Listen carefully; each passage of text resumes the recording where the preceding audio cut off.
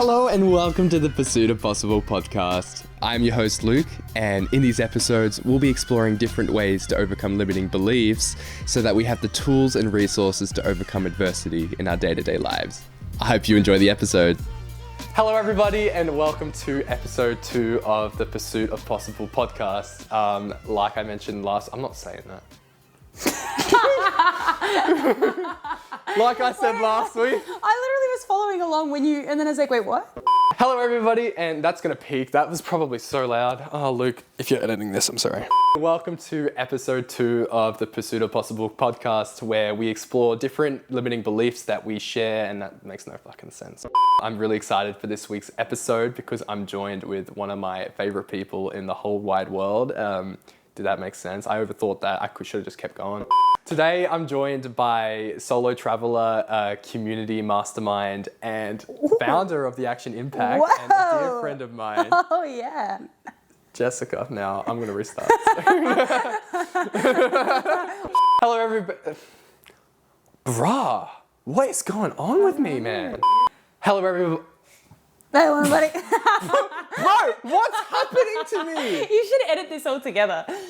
We just touched fingers too. It felt really intimate. No, you should edit this all together in like a little compilation for authenticity's sake. Yeah, true, 100%. So fuck it up a few more times, actually. And Don't get this one right. We should just hold them.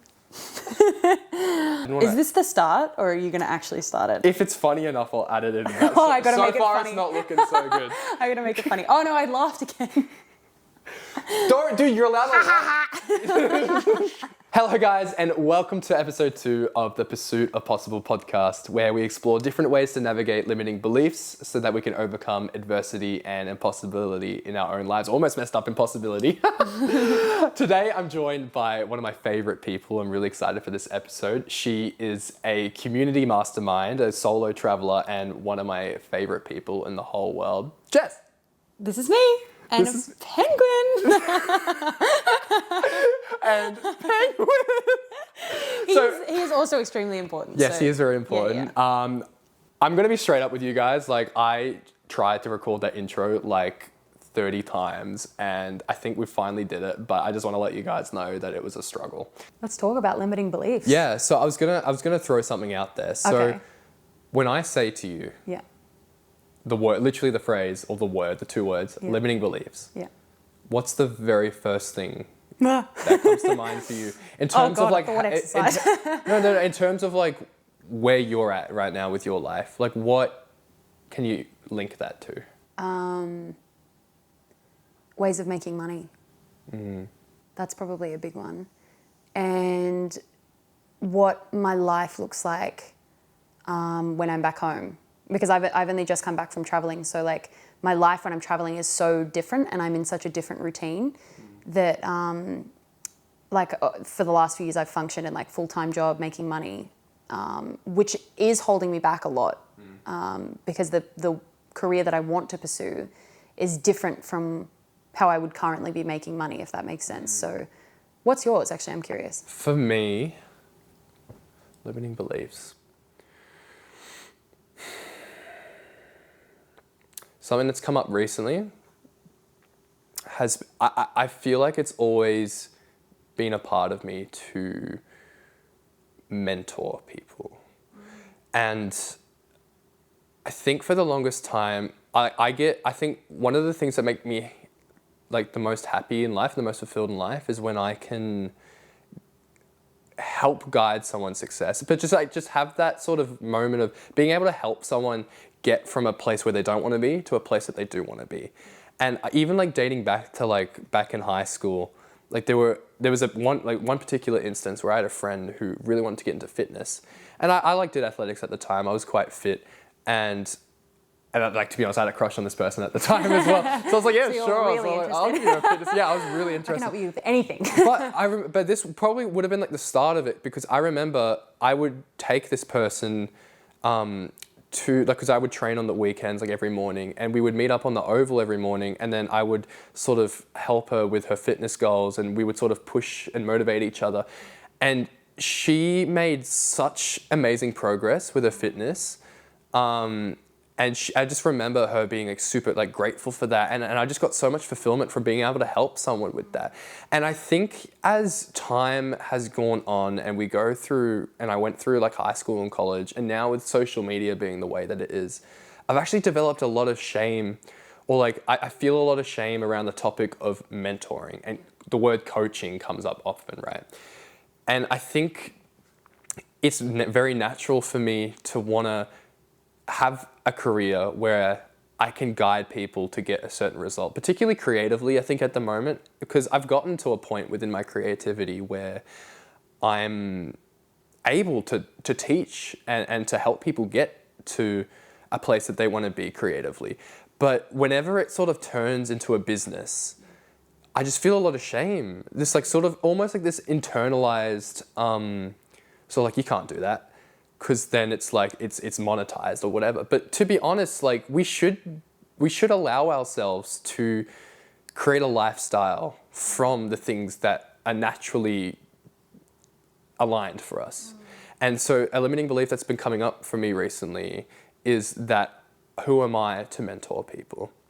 You know, because I think where it comes from as well is like I can, when I'm on socials, and this is why I have to take a break from social so often, is that I see people who are like coaching one-on-one and whatever, and I think that's really beautiful, and if that aligns with someone, that's perfect. But then I'll meet these people in the flesh, and it's just it just feels very forced, and that might not always be the case, but I have this internalized trigger when it comes to the word coaching and looking after people, because I feel like I have my own sort of shame around it, you know. Yeah.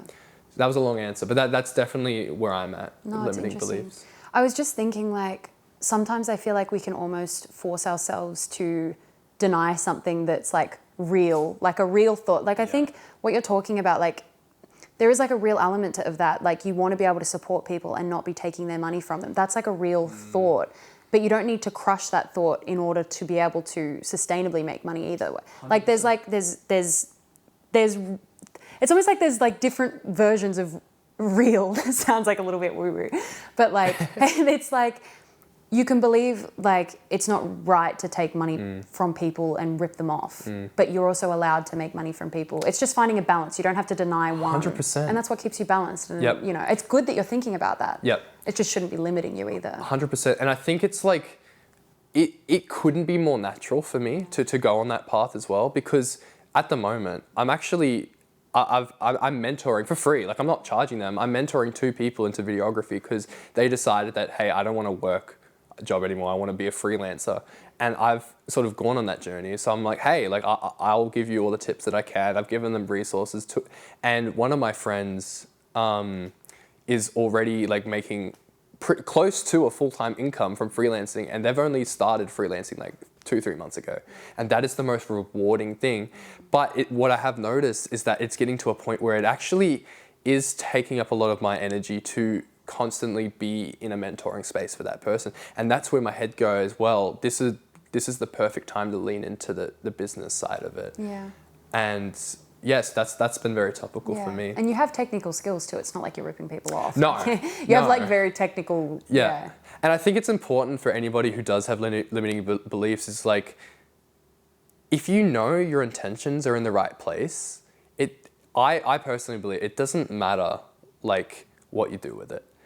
You know, like, because I feel like there is just so much shame in this world that just shouldn't be there, you know, and I just really quick though, what was your limiting belief again, just so I can... Just about making money and how I make money. Yeah. It's something that I'm like trying to work against. It just takes a lot of creativity to, you know, overcome the barrier of money. Yeah. But I've got a question though. If you could have any way of making money, like there is no limit to like how you make money, what would you be doing? It's like that career of like, if you could do anything. I know that's like intimidating, but just like what feels... I've never thought about the way that I would be generating money. And the thing is, like, I don't have any shame about money. Like, I actually really, I like money. I like learning how to invest money. I like generating money. I find money really interesting. I've always been interested in money. But I've tried to steer myself, like with what I'm creating, I always try and steer myself away from how can I make money from it, which isn't for everybody. Yeah. But I think when you're trying to do like a community in the ways that we're trying to do communities in particular, like, I guess there are different ways of doing it, but when you're staying so true to your intention and your authenticity and the message that you want to create, and when it's coming from that place of passion outside of money, I think it just stays on track a lot more than if you're relying on it for an income. Because as soon as you start relying on it for an income, you get swayed into making different decisions for things, which I think is where a lot of people get trapped because they rely on it. So I'm trying my best not to.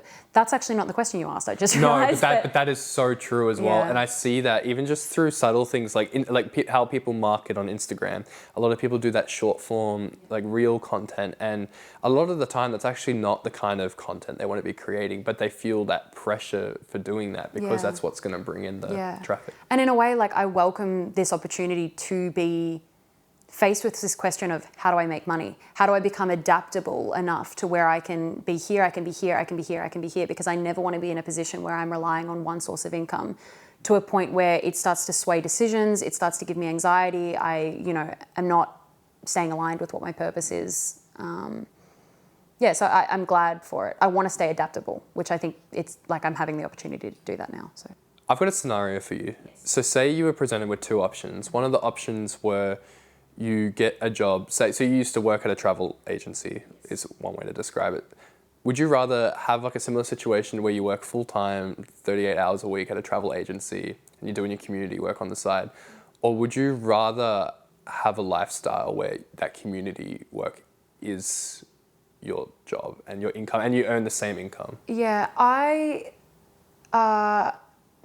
actually think I would value having a career and then having like passion project as well. But I would want my career to be aligned with me in a different way, like in a different avenue. That's like really vague. I just realized. No, but one that's not like around fostering a community. I just love learning technical skills. I love learning like technical information, like not like technical as in like technology, but like technical as in like I loved learning about like involved industries and stuff like that. And I think it would really drive me to feel like I'm learning stuff all the time. Whereas when I'm creating stuff all the time, it's like fulfilling me in a different way. But like I almost need like an outlet to get out some of my like da-da-da-da-da-da on like a job or something and then have that going on the side. Interesting. I don't know. So when you're doing the community stuff, do you feel like you're not learning technical skills in doing that? I am, but not necessarily in the same way, because I feel like when you're running your own community, a lot of it is like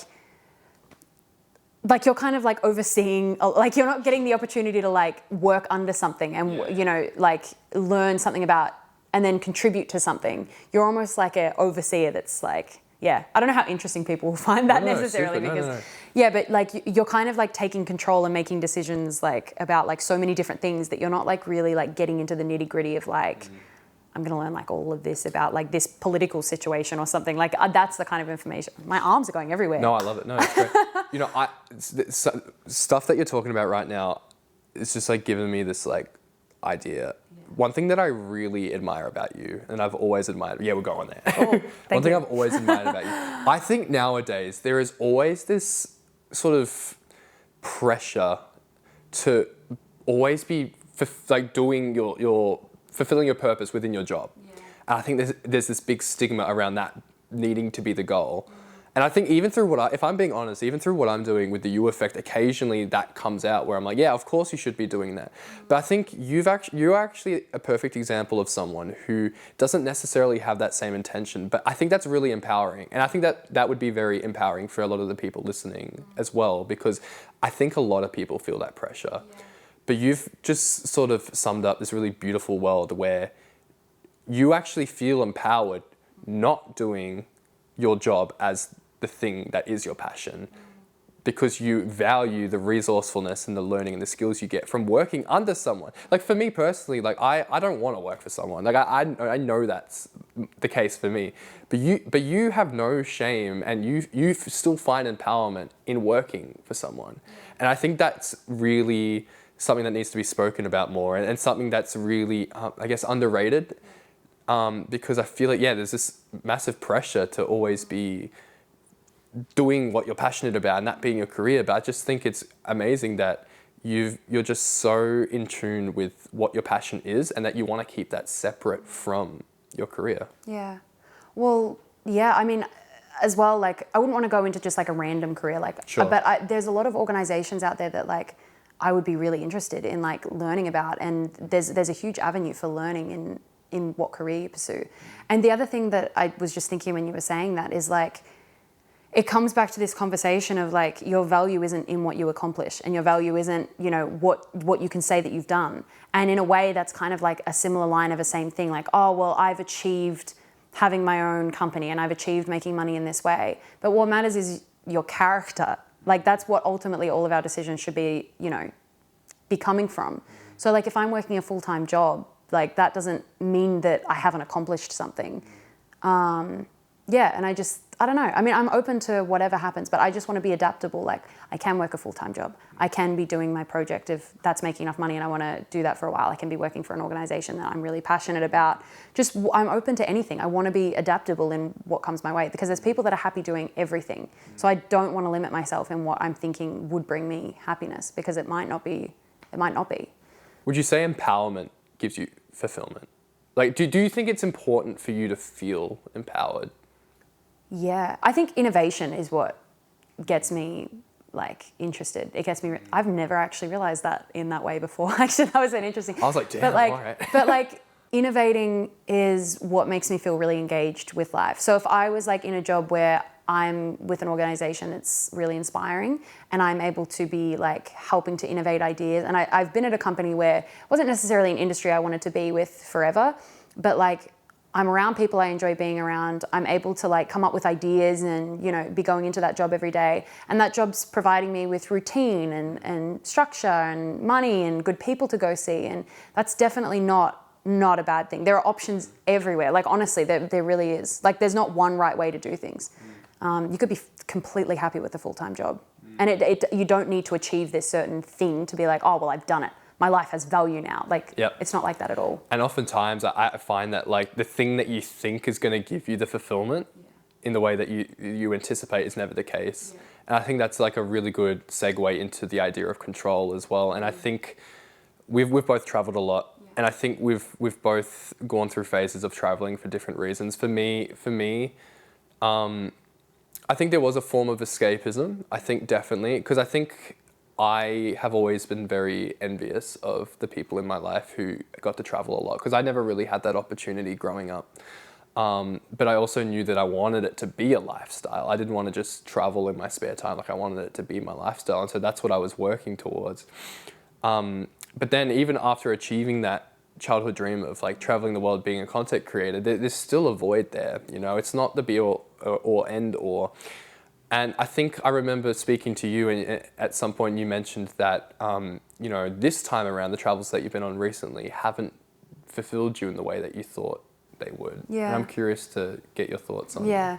Well, not to say like the whole thing didn't like, Sure. you know, there were bits and pieces that were like amazing. And like, I'm so glad that I did it. Like, it's completely transforming. But like, there were times where I was expecting myself to feel like a certain level of passion, because I went traveling when I was 18 as well, and I felt like this like passion, and it completely transformed me. So I kind of like was thinking in this trip, like, where's that moment? Like, when's it coming? When am I going to have? And I had like small snippets of it, but it wasn't like the same timeline that the trip that when I was 18 kind of had. And I think like, I almost don't know how to describe it, but sometimes I feel like you can, when you're younger, you have like all of this hope about what's out there. And then as you get older, I feel like it's almost harder to connect with this like hope of like, every conversation you get more ideas about where you're going and what purpose you have. And you have like, you think you have the answers to things more so when like the older you get, even though we're still so young, but you think you have the answers. And all of a sudden, the conversations that you're having while you're traveling don't have the same potential that they had when you were 18 and when you were younger, because you're not recognizing like, this could have answers. this country could have answers that I haven't seen yet. This person could have answers I haven't seen yet. You start to think that you have the answers to everything. You have it all worked out. You almost get more limiting in your beliefs the older that you get. And what I came to see, I'm glad I had that experience because it showed me like, it's just about having hope, isn't it? Like that's really all that matters. Like as soon as you approach a conversation with hope and what could I get out of this? What could I be missing? What don't I know? What more does life have to offer me? And you just leave it at that. Then you have like this little inkling of hope where every conversation has more potential. Every country has more potential. And then you get more excited about it again. If that makes sense. You know, it does. So it's almost like you're creating this idea of what could be. Yeah. And getting excited by that. Yeah. If that You just have an resonates. openness to life again. I think that was how I overcame. And then, did you have those little moments of hope while you were traveling this time around? Or was this sort of This like was kind of a after realization, like right at the end of the trip, actually. But I had moments that I enjoyed while I was traveling. I don't want to say. Like I had 3 months where I wasn't enjoying myself. But yeah. Well, can I ask you a question? Yeah. No, please. How did you feel like, because you would have had a lot of expectation as well, because LA is like the city of dreams, like for a filmmaker. Yeah. That's a lot of pressure to put yourself somewhere like that and just like almost like force like something has to come out of this. Like, Yeah. Oh my God. Yeah. Wow. You actually really know the right questions to ask. Yeah. Well, but it is. It's so much pressure. Like, and everyone would have been messaging you before that, like, go after your dreams. And it's like, did I do it? You know, it's so interesting you asked me that because, like, yeah, 100%. And especially having studied a film degree at uni, generally speaking, if you were studying a film degree, you want to be in the film industry. And being in Hollywood, being in LA is like the success of that.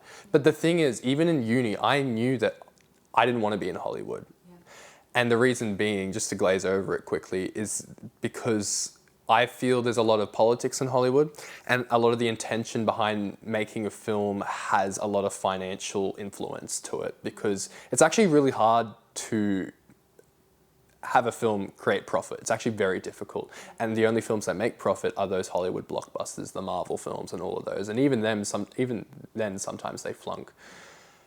And so the unfortunate reality of film is unless there is a billionaire who has some kind of creative vision for what he wants and he's investing in a film, more times than not, a film is influenced by how it can generate money. And oftentimes they'll follow like the traditional Hollywood storytelling plotline and script and stuff. And it is so important to me to be able to create stories that align with me. Yeah. And in that sort of environment, I've always known that I wouldn't be able to do that to the extent that I would want.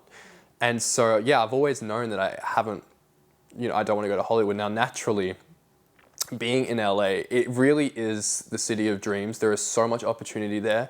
Even being there, I got offered to be a part of some like Netflix like sets, like to be on sets to help be like a production assistant on like Netflix series and stuff. And I remember like calling my dad about it, and he was like, well, because like it was in December, so I would have had to extend my trip. And he's like, that's like a one in a lifetime opportunity. And that put so much pressure on me because it's my own dad saying, and it's just people have this, idea of what success is, but it just wasn't for me. It wasn't success for me. And I haven't actually said this to anyone or anything yet, but out of that whole time I was in Los Angeles, guess how many videos I filmed in LA for my YouTube channel, for the UFA? One. I was going to guess that, but then I was like, One. surely not. Wow. One. It was one. That's all. I felt so under pressure to the point where it actually stopped me from being able to make stuff. And as well as that, I was in a lot of situations where I was actually kind of in survival mode. But yeah, I only made one video. And it was actually the video where I went to the Yes Theory house, and that I won't go into that. But like, I felt so much pressure. And even just saying that, like, that was the whole point of me going there, and this is kind of what we were touching on before. Like I had this expectation on myself of like what the American trip was meant to be. And it just ended up being something completely different. Now, mind you, the trip was so worth it for so many other reasons. And it actually went a lot deeper than just that one video. But that's a perfect example of like life just taking you on a direction that you don't expect and it being for the better. Yeah. I have another question for you. Yeah. So with this, like, clearly you value like having the ability to create narratives that you want to create, like, because you're criticizing the film industry for like the fact that you can't necessarily do that. So I'm interested in the fact that you've decided to start this podcast about limiting beliefs. And if there's like a narrative for you that's really important to rewrite in any way, like if there's one narrative that's like important for you to in my existence, in your life, or why you were passionate about starting this, like what's a narrative that you want to shift? Yeah, so I think most of the narrative for me stems from sort of when everyone's a child and you have this sort of childlike wonder of anything's possible. Like literally, I think I wanted to be a literal like fire truck. Like not even like a fireman, a fire truck. Hell yeah. But in my head as a kid, I was like, of course I can be whatever I want. And I think, generally, I think the world misses, like we miss that as we humans. need people to believe they can be fired. We need people. But it's just we need Transformers. Well, because, and look, this, we need Transformers. No, but it's seriously, like, I think it's true because I think, and this is going to sound very political, but fuck it, I'm going to go there. We literally grow up and we are so controlled by the world. Like we literally, you think about it, like, and it's like, oh man, my brain's going in so many different directions right now. It's such a good question because... Thank you. Well, I guess like to simplify it, it started, the realizations kind of started reflecting back on college. So grades 11 and 12. At that time, I wanted to be an Olympian. I wanted to compete in athletics in the Olympics. That was like my big dream. And entering into year 11, they very much encourage needing to focus on study and needing to go to uni, and it was all about numbers and being academically successful. And especially in Canberra, like that was a very important thing. Now, that was not only a thing that my parents were telling me, but that was also a thing that school was telling me, and that's what they show in films and stuff. And so it was just like this thing where I'm like, oh yeah, well, this is what I have to do. But the thing is, I didn't even second guess it. I quit athletics because I'm like, yeah, I don't have time for athletics anymore. And I just think it's so crazy how it's just become so natural for us to just forget about the things that we're interested in pursuing because we have to do. And it's like, it's not even our fault. We are literally conditioned for it. And growing up, I've realized that we have this narrative about there's so much stigma around doing what we love as a career, like, and following like a rational route because, and to be honest, I think limiting beliefs, and what I've realized is that limiting beliefs is the one thing that holds us all back from living our true best life. Because I believe that like, if we truly love something so much and we want to do something, we want to chase something, it's actually not as ridiculous and crazy to reach that goal as we think. And we create this idea of like, what if we fail? But I genuinely believe it's impossible to fail as long as you're completely committed to it. Because what I've learned in life is that you get redirected in so many ways, but because you're following that interest or that thing that you want to do, you actually naturally, organically find yourself in situations where you actually get opportunities. And I really believe that this can happen to anybody who decides to go on that path. And I think the world has created this idea that it's impossible that there's a very high chance of failure. Like for me, like I have like the goal, I want to be a YouTuber. Like that's something I want to do and I have a full-time income from. It's a lot more achievable now probably than what it used to be. But still a lot of people would say that, oh, that's not very realistic. But I disagree. I actually think it's very realistic, and naturally, having followed that path, I've had opportunities to like edit videos for YouTubers full time. Now I don't want to do that, but those opportunities came because there are people who have already living that and they need editors and stuff. Like I think that as soon as you're in the space that you want to be in, that it happens naturally. I completely get what you're saying. Yeah. Mm-hmm. And I mean, what I was thinking when you were saying that is it doesn't even really necessarily matter what it is that you accomplish, but just being in that space is just a great thing to be putting out in the world. Like if everyone had this energy of like feeling like things are possible, they have hope. I'm coming back to that idea again, but I really believe in it. Like if people have hope, then you're approaching everything with way more energy. You have way more energy to give other people. So it doesn't even really matter what you're getting out of it, but just having that feeling is just something we should all be trying to cultivate and putting time into. And yeah. I loved what you said before about it's not even about accomplishing things. We put so much weight on accomplishing things. It's about character. I love that so much. Because that's all it comes down to. We live this life to just be ourselves, and I think I feel the most fulfilled and happy in life, not when I accomplish things, but when I feel like I can be my true self around someone and I'm in that expression and I'm in that character. Yeah. It really doesn't come from like, I mean, exactly like what we were saying with travel, like it doesn't come from having this big giant experience where you go off and do something. It's like, it's in these tiny little moments where like, even if somebody's listening right now and they were just listening to you talk and they suddenly feel like this moment of inspiration, like, yeah, like maybe I could go out and achieve that. Like that right there is the feeling that you're chasing. It's not out in somewhere else in the world. It's like you might get it in a conversation, you might get it in listening to a podcast, you might get it in a movie. Like it comes from all of these random places. But that feeling is something to be generating as often as you can, because that feeling is what makes life feel good. And yeah. Yeah, it's the idea that you can do something that you didn't think was possible, but just like that initial belief of like maybe it is possible, and hope. You know, it's interesting you bring up hope, because to be truly honest, I've always had a difficult relationship with the word hope, because for me, growing up, like in that Christian sort of space, all I was experiencing was hope. It's like it was an empowering feeling at the time. It was beautiful. But then I think what I experienced was when hope turns into discouragement because the thing that you hoped for didn't happen. And I think even just reflecting on it, talking to you, like I've always been resentful towards the word, because I'm like, hope is silly. Like faith is more empowering than hope, because faith is like a belief that it will happen. Hope is just a passive. But I think a lot of the reason why hope is discouraging for me is because I had too much sort of desire for control over the outcome. But if hope just becomes a resource of excitement and fulfillment, then it completely changes the narrative of it. Hope is a question, I think, more than an answer, is what I was just thinking. Like hope is just like an invitation to yourself of like, is there something?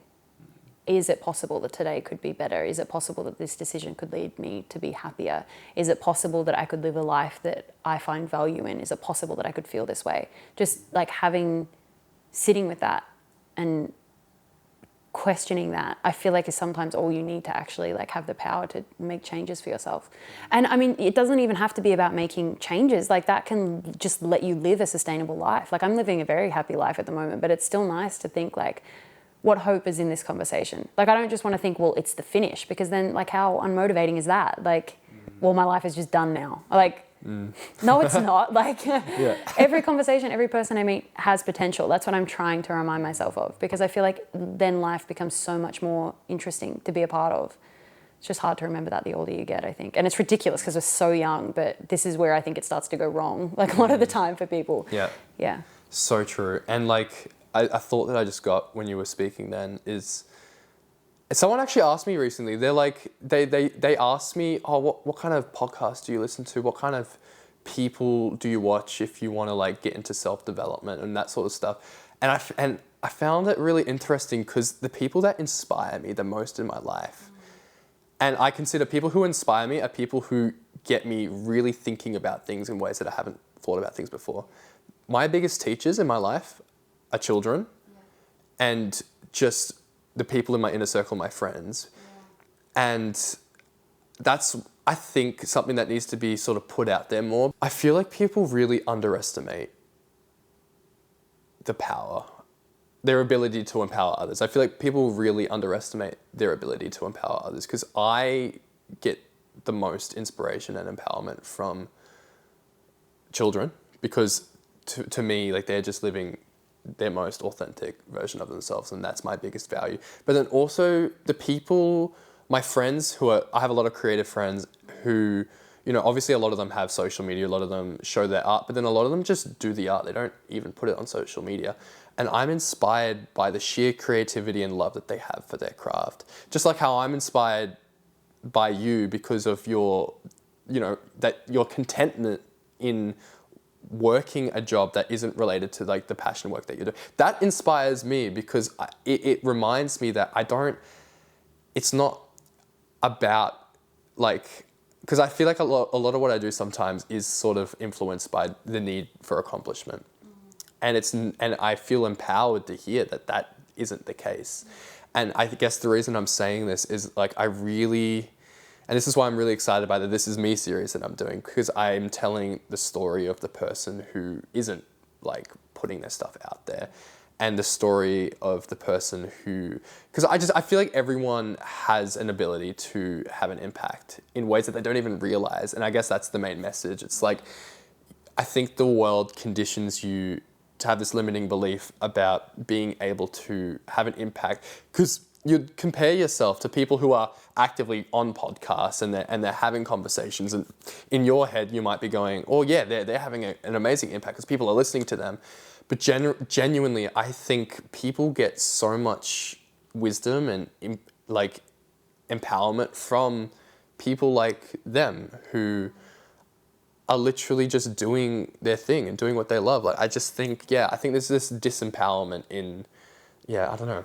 Does that make sense? Yeah, and I mean, it is an interesting, actually, it's interesting that you say children, because this is like a random thing, but like, I feel like teenagers as well, like have like a lot to teach us. This is like a side point, but interesting. Like, because like teenagers, like when you're a teenager, you have like the most amount of emotion that you have like at any point in your life. I think like you're full of everything. You're full of rage, you're full of passion, you're full of like inspiration, like you are just generating emotion all the time. Like I think that there's something like really powerful about different stages that you're in life, and like I don't know, like it was just an interesting like, but what I was going to say, I'm just trying to remember like where I was going to go with that whole, so when you're talking about like people that inspire you that you might be listening to on podcasts, I think what I was thinking is like, it's interesting to reflect on like what are they inspiring me to do?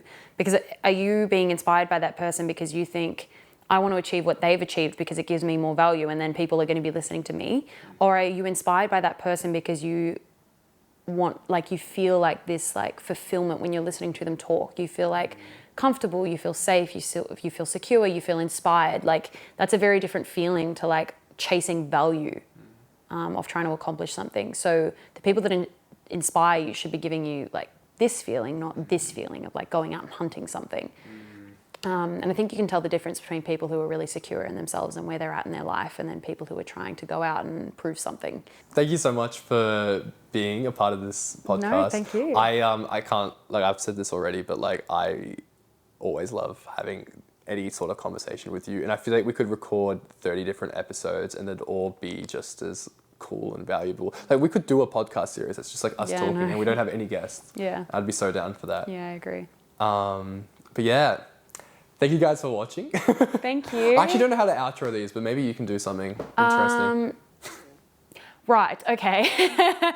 For whatever reason that you watched this podcast, I hope that if it gave you just like a little moment of inspiration to just like roll with that. But I hope that there was at least like one snippet of the conversation that gave someone like some kind of emotion. I think if someone out there has had some kind of experience of that, then I honestly think that that's all. That's all that you need, honestly. What else? Yeah, what else do you need? Honestly, that's it. That's what's going to drive you to do other things in your life. So 100%. And that's why like I get really giddy. Now, of course, I want like YouTube to be like a full, getting into a whole nother conversation. But it's like, let's go. it's like, you know, I want YouTube to be a career, and naturally for that to happen, I need an audience, but I still get excited when I get one subscriber pop up, because to me that's one person actively deciding that they want to be a part of what we're doing. Yeah. And to me that is just the coolest freaking thing ever. Yeah. And so if there is one person who's made it to this point, actually comment penguin, just like with no content, just like put penguin in the comments if you've reached this point in the podcast, And that's literally, I don't think you realize, that's going to give me such a big, well, I'll send her a message. I'm going to get so giddy because what that tells me is that you've gotten to this point in the podcast. You've probably listened to the whole podcast. And that's pretty cool because I think we rambled about a lot of nonsense at certain points. So yeah, thank you. Yeah, thank you. I'll see you guys next week. Thank you for listening to this episode. And yeah. Woo! Woo! Thank you for listening to this episode of the Pursuit of Possible podcast. If you guys enjoyed, please consider giving us a follow on Spotify or whatever you do on Spotify. I actually have no idea. Also, don't forget to subscribe to our YouTube channel so you don't miss out on our weekly uploads. See you next time.